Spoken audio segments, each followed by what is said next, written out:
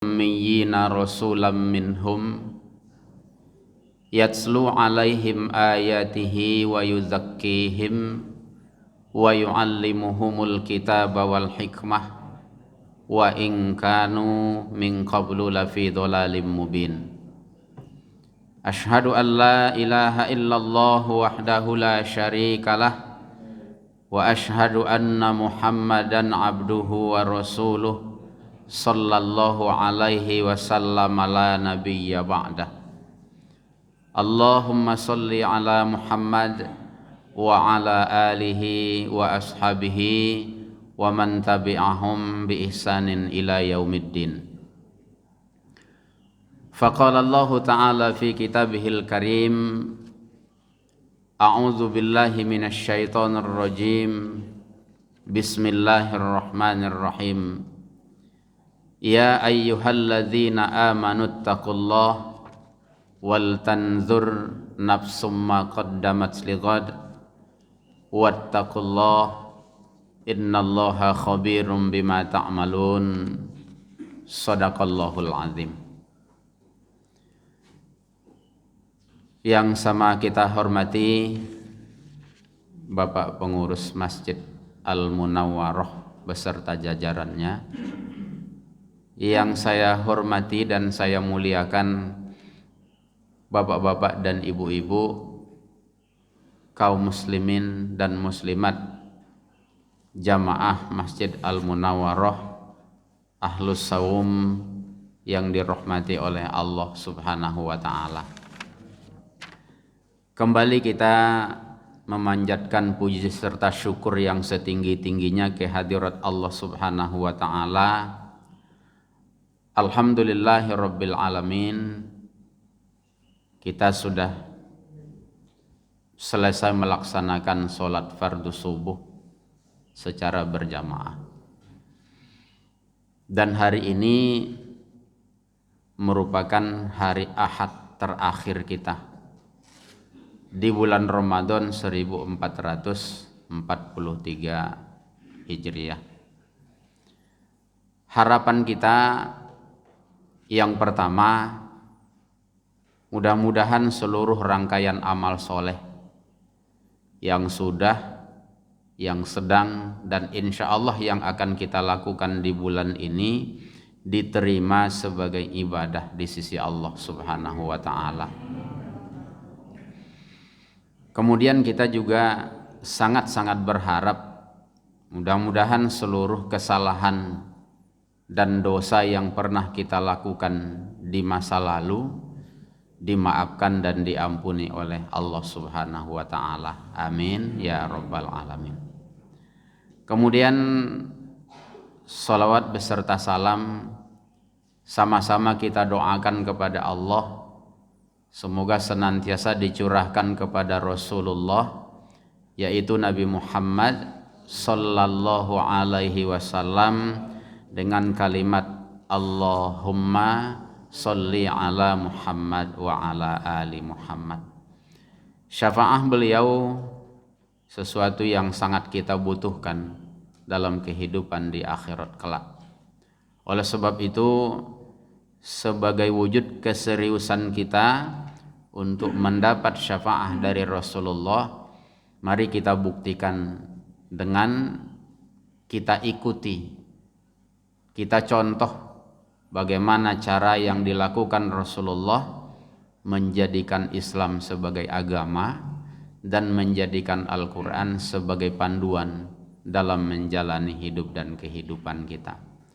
Karena dengan cara yang dua ini, di surah Ali Imran ayat 31, Allah berjanji yuhibbukumullahu wa yaghfir lakum dzunubakum. Allah akan mencintai kamu dan akan mengampuni dosa-dosa kamu. Sedangkan di surah Al-Ahzab ayat 21, orang yang mencontoh Rasul itu adalah orang-orang yang liman kana yarjullah, bagi orang-orang yang mengharap rahmat dari Allah Subhanahu wa ta'ala. Jadi bisa dipastikan kalau kita ikuti Rasulullah, pasti Allah cintai dan Allah ampuni dosa kita.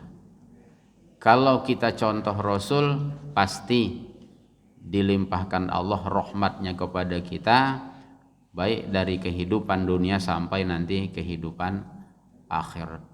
Mudah-mudahan dengan cara inilah sholawat yang kita baca itu akan tersambung kepada beliau, sehingga di akhirat berbuah syafaah dengan izin Allah subhanahu wa ta'ala. Amin ya rabbal alamin. Bapak dan Ibu seiman dalam Islam yang dirahmati Allah subhanahu wa ta'ala,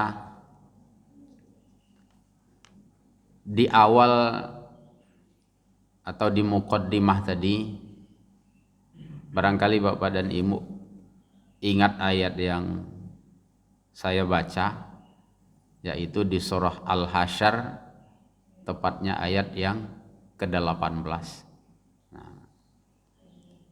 Kita ulang membacanya. Kata Allah, A'udzu billahi minasyaitonir rajim. Bismillahirrahmanirrahim. Ya ayyuhalladzina amanuttaqullah. Hai orang-orang yang beriman, bertakwalah kalian kepada Allah. Wal tanzur nafsum ma qaddamat lighad. Dan hendaklah setiap diri memperhatikan apa yang sudah ia buat.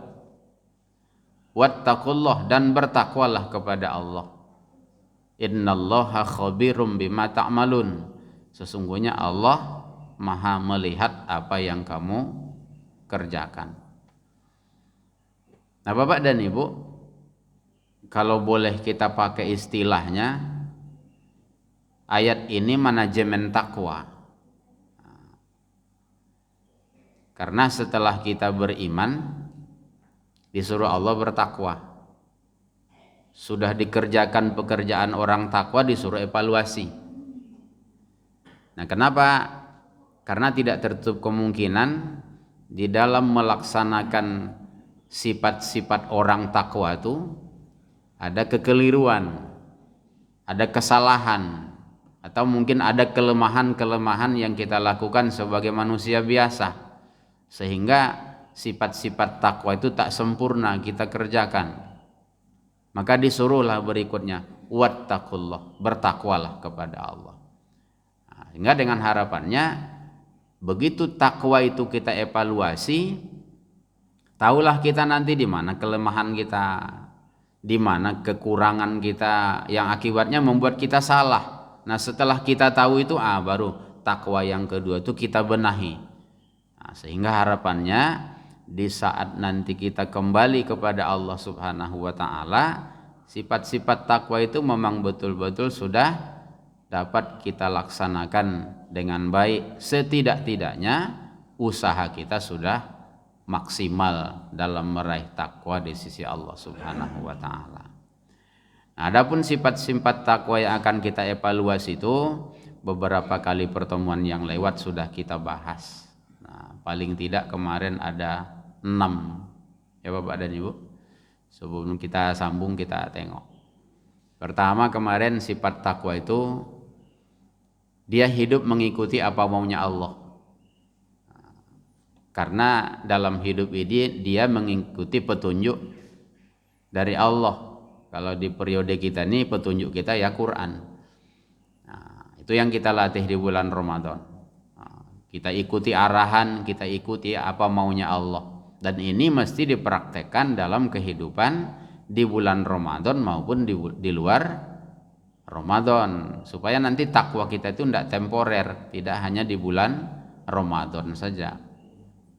Karena khawatirnya kalau nanti bertakwa itu di bulan Ramadan saja, kalau di luar Ramadan tidak, iya kalau kita meninggal di bulan Ramadan, kalau meninggalnya di luar Ramadan, di saat kita tidak bertakwa, kan bahaya tuh.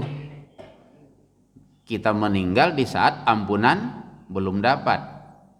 Nah, jadi makanya di dalam Ramadan ikuti apa maunya Allah, di luar Ramadan juga seperti itu. Nah, supaya nanti stabil kita pakai yang kedua. Selalulah kita merasa diawasi Allah dan malaikat dalam hidup kita. Ada CCTV yang selalu mengikuti memonitor gerak kehidupan kita. Jangankan gerak kehidupan kita, malahan gerak jiwa kita, pikiran kita itu kan diketahui oleh Allah Subhanahu wa taala. Akhirnya kita stabil dan kita menjadi orang yang jujur selalu. Nah, waktu kita hidup sendirian, kita tidak berani berbuat maksiat. Ada orang lain tak berani juga berbuat maksiat. Kenapa kita tidak mau berbuat maksiat ketika kita bersama orang? Bukan karena ada orang di dekat kita, bukan itu. Tapi karena kita yakin Allah, malaikat melihat dan mencatat setiap perbuatan yang kita lakukan. Nah, kalau ada orang lain saja kita tak berani berbuat maksiat, apalagi di saat orang tidak ada. Nah, jadi ini refleksi dari beriman kepada yang gaib kemarin. Kemudian kita dirikan sholat, jangan sebatas mengerjakan saja. Kalau mengerjakannya kan gak sulit Bapak dan Ibu sholat tuh. Jangankan kita yang sudah punya anak, punya menantu, paling tidak sudah banyak yang punya cucu. Jangankan kita, anak-anak kita yang sekolahnya di TK saja, itu masalah syarat dan rukun sholat itu sudah hafal dan mereka sudah bisa mengerjakannya.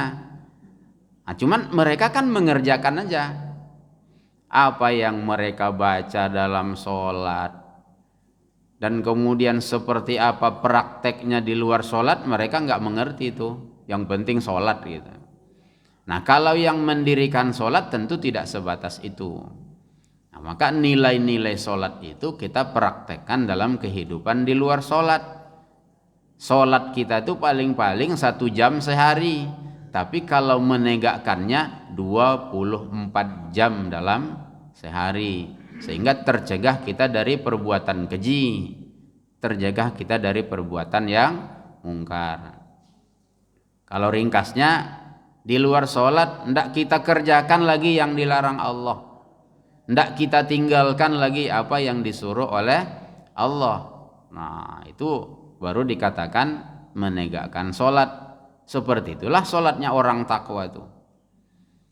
Nah, kemudian yang keempat kemarin, wa mimma razaqnahum yunfikun. Sebagian rezeki kita itu kita infakkan di jalan Allah. Kapan? Fis-sarra wad-dharra. Berinfak di waktu lapang, berinfak di waktu sempit. Jadi bukan berinfak di bulan Ramadan, enggak gitu bahasanya. Maksudnya bukan Ramadan aja kita berinfak. Kondisinya aja, waktu lapang berinfak kita. Entah di dalam bulan Ramadan atau di luar Ramadan. Dan kemudian waktu sempit berinfak juga kita. Entah di bulan Ramadan atau di luar Ramadan. Artinya berinfak itu tidak mengenal situasi dan kondisi. Fis-sarra wad-dharra. Nah, waktu lapang, waktu sempit, nah, yang penting kita berinfak di jalan Allah. Nah, cuman teknisnya Bapak dan Ibu, ini berbagi apa aja mungkin ini, berbagi pengalaman aja, berbagi teknik saja. Saya nyampaikan ini insya Allah lurus-lurus saja untuk berbagi cara saja. Saya praktik infak itu setidaknya saya kerjakan setiap bulan itu 2,5% dari rezeki saya itu saya keluarkan. Yang nyata-nyata saja dulu ya. Misal dapat saya duit 300.000 sebulan. Dapat kotor aja nih. Misal saya bekerja, nanti tiap bulan kan ada gaji tuh. Gaji saya itu saya hitung kotor aja, saya keluarkan 2,5%. Sebab belum tentu sampai nisabnya. Kalau sampai nisab nanti sampai haulnya, iyalah berzakat kita. Kalau yang tidak sampai berzakat, tentu tidak keluar rezeki kita itu. Padahal orang takwa itu wa mimma razaqnahum yunfikun. Sampai zakat atau tidak sampai. yang infak keluar. Nah, jadi kalau kita umpamanya dapat rezeki 300.000, dikeluarkan 2,5%, berapa cuman Pak? Kan 7.500 cuma. Tinggal sama kita berapa? 292.500 bersih rezeki kita tuh. Udah kita keluarkan kok. Hak Allah di situ. Itu kalau 300. Kalau 3 juta 75.000 cuman. Kalau 30 juta 750. Tidak sampai sejuta Pak. Nah, masih 29.250.000 lagi sama kita. Nah, itu teknis yang saya pakai. Nah, jadi makanya dalam hal ini saya ingat betul Pak dengan pengalaman kawan. Ada kawan tuh orang Solo, dia pernah jadi kabak dulu di kantor Telkom Sudirman ini, akhirnya pindah ke Kepri dulu menjadi kepala Telkom di sana. Jadi bagaimana cara beliau menghitung-hitung rezeki yang ia dapat? Hematnya dia itu diajak kawan dia minum kopi ginseng Pak. Orang yang traktir masih dihitungnya sebagai rezeki untuk dia. Gitu hati-hatinya dia. Padahal yang bayar bukan dia Pak. Orang yang bayar tapi rezeki dia gitu. Nah, dihitungnya itu sebagai mimma rozaqnahum. Sebagian dari rezeki dia. Nah, dan bapak itu waktu itu memang jago merokok Pak. Ini bukan menyinggung perokok nih, enggak ada. Ini bercerita aja nih. Karena dia kepala bagian, pergaulan agak luas. Waktu itu rokok dia itu rokok Jisamsu. Satu hari itu katanya habis 2 bungkus Pak. Bukan untuk dia aja, bersama kawan-kawan lah. Waktu itu harganya baru 7.500. Tapi kalau dikali 2 kan 15.000. Kalau dikali sebulan 450.000 Ustaz baru beli rokok saya katanya. Saya tengok infak saya cuman 150 sebulan kata dia. Beli rokok 450.000, infak 150 yang jelas-jelas di jalan Allah. Itulah sebabnya Ustaz berhenti saya merokok sampai sekarang. Nah, itu sebagian kaum muslim itu selektifnya di dalam menghitung-hitung rezeki dia. Nah, kenapa mau seperti itu? Nah, yang jelas kan kalau kita bawa ke surah Shaf ayat 10 mulainya, apa kata Allah? Ya ayyuhalladzina amanu hal adullukum ala tijaratin tunjikum min azabin alim. Hai orang yang beriman, mau ndak kutunjukkan kepada kalian suatu perniagaan yang bisa menyelamatkan kalian dari azab yang pedih. Apa itu? Tu'minuna billahi wa rasulih. Yang pertama kalian beriman kepada Allah dan Rasulnya. Kemudian apa? Wa tujahiduna fisabilillah. Kalian berjuang di jalan Allah. Pakai apa? Bi amwalikum wa anfusikum. Berjuang kalian di jalan Allah dengan harta kalian. Berjuang di jalan Allah dengan diri kalian. Nah, jadi difahami bahwa ketika kita mengeluarkan harta kita di jalan Allah, kita infakkan sebagian rezeki kita, sebetulnya itu sebagai sarana untuk menyelamatkan kita dari azab. Nah, jadi kalau logikanya, kalau dengan mengeluarkan harta membuat kita selamat dari azab Allah, rasanya bukan hanya 2,5% yang kita keluarkan tuh Pak. 5% pun diminta keluar tuh. Kalau ujung-ujungnya akan terlepas dari azab. Untuk apa gunanya kita hidup kaya raya? Serba ada. Kalau pada akhirnya justru kita mendapat azab dari Allah Subhanahu wa ta'ala. Itu yang keempat kemarin. Kemudian kita beriman kepada kitab-kitab Allah. Yang masyhur itu 4. Taurat, Zabur, Injil, Al-Quran. Cuman berbeda mengimani yang 3 ini dibanding Quran. Kalau mengimani yang 3 ini kita yakini saja kalau itu kitab yang pernah diturunkan Allah. Tidak diwajibkan Allah kita untuk mempelajarinya. Nah, kalau Quran kemarin setidaknya 3 perlakuan kita yang diperintahkan Allah. Yang pertama, Quran itu harus kita tilawah, harus kita pelajari isi dan kandungannya sehingga tahu kita yang kita baca tuh, oh ini perintah rupanya, ini larangan rupanya. Yang kedua, kita disuruh Allah ittabi'u ahsana, mengikutinya secara baik. Nah, tentu kita bisa mengikuti Quran itu setelah kita tahu isi dan kandungannya. Yang ketiganya kemarin, fastamsik, berpegang teguh. Nah, jadi tidak asal, betul-betul kita jadikan sebagai pegangan hidup Quran itu. Kapan? Sebelum azab diturunkan Allah akibat dosa dan kesalahan yang kita lakukan. Nah, kemudian yang terakhir kemarin kita bahas tuh, orang bertakwa itu beriman kepada kehidupan akhirat. Nah, itu juga berpengaruh. Nah, jadi yang kita latih di bulan Ramadan, kenapa sampai 1 bulan kita mau bersusah-susah gitu ya? Di saat lapar tak boleh makan, di saat haus tak boleh minum, kita tahan. Kenapa? Karena kita yakin dengan itu dosa diampuni.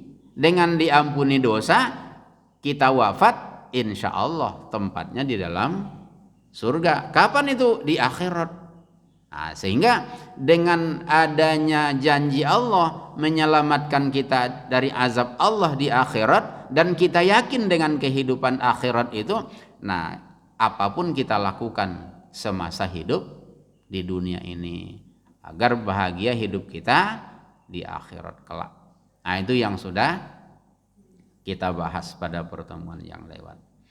Bapak dan Ibu, pada kesempatan pagi ini kita lanjutkan membaca surah Al-Hasyr, tepatnya di ayat 20. Nah, apa kata Allah dalam ayat ini?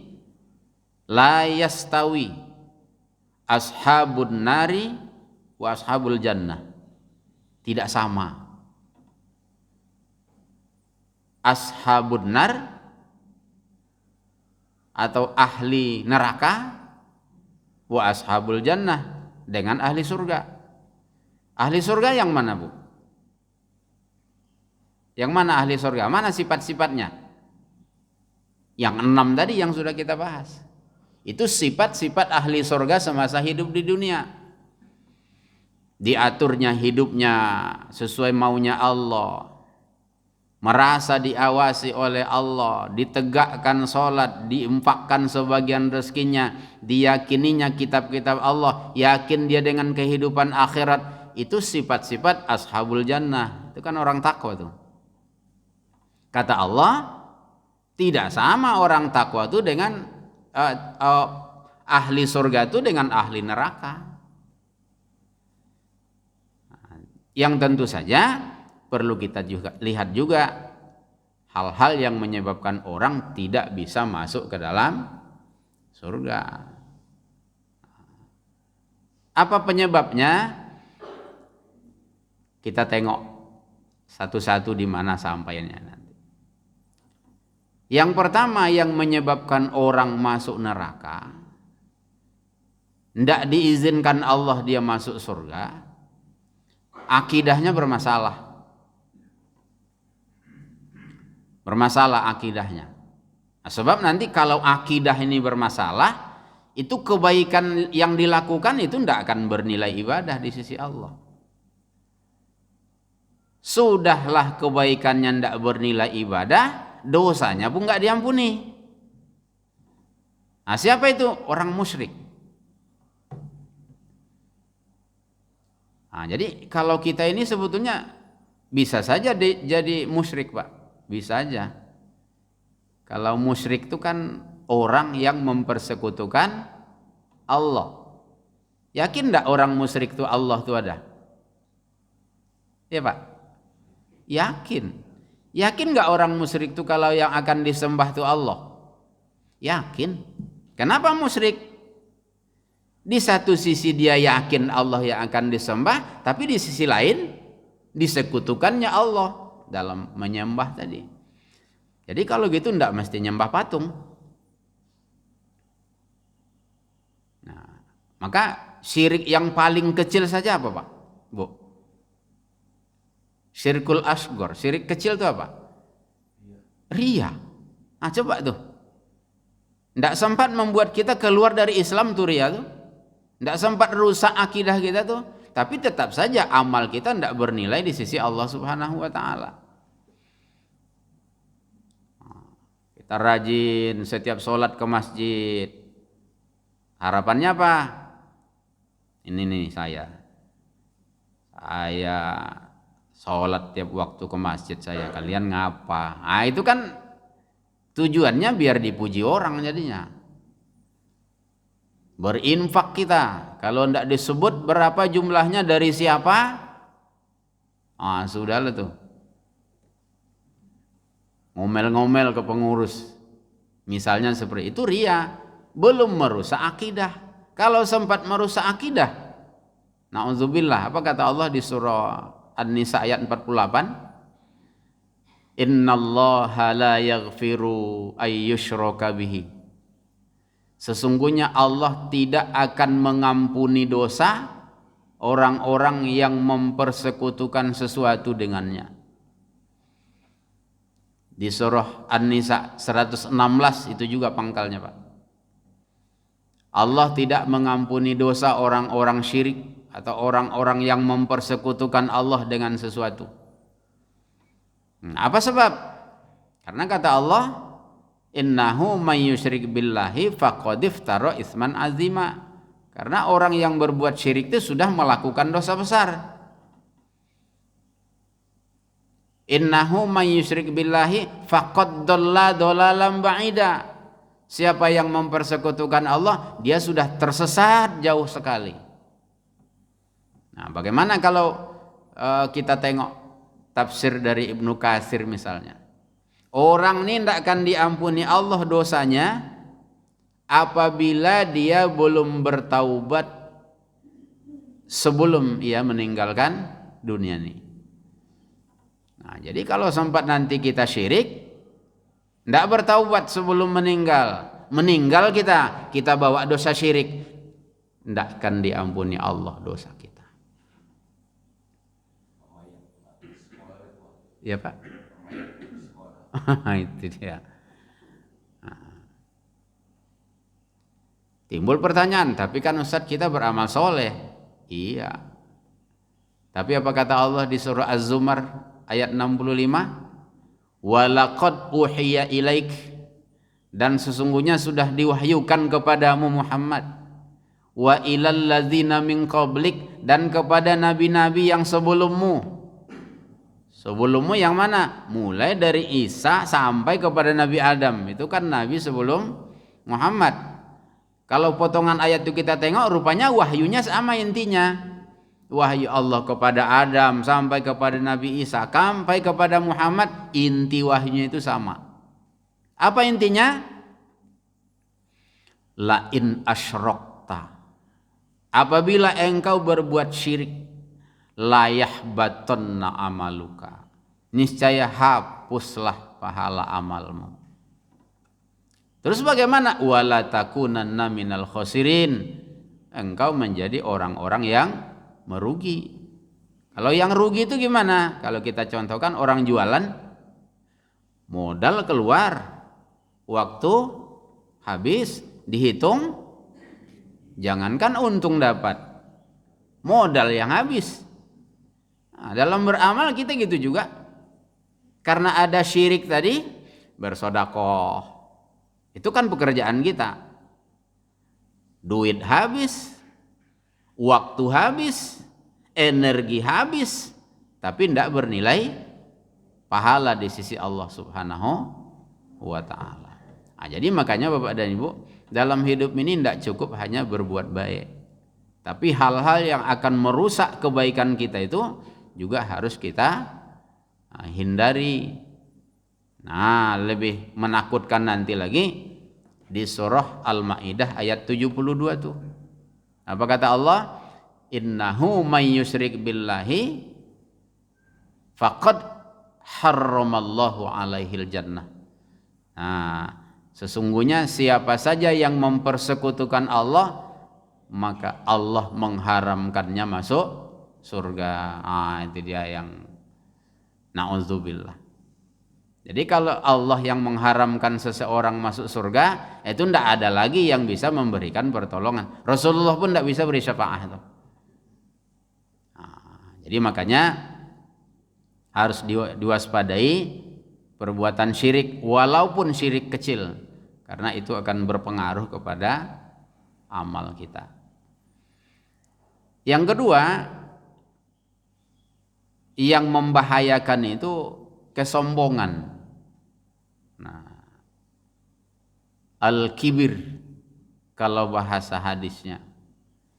Nah, di Quran sering kita tengok tuh.